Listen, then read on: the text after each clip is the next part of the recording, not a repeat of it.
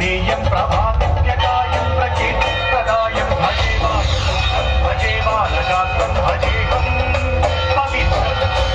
అది రామాయణ మహాయుద్ధం భీకరంగా సాగుతోన్న తరుణం. శ్రీరామచంద్రుని సారథ్యంలో వానర సైన్యంతో విజృంభిస్తూ లక్ష్మణస్వామి తనతో పోరాటం చేస్తున్న రావణుడి కుమారుడు ఇంద్రజిత్ తలని బాణంతో ఒక్క వేటుతో వేరు చేశాడు. ఇంద్రజిత్ మరణ వార్త విన్న రావణుడు ఆవేశంతో ఊగిపోయాడు. ప్రతీకారం కోసం పాతాళలోకాధిపతి తన సోదరుడు అయినటువంటి మహిరావణుడి సహకారం కోరాడు.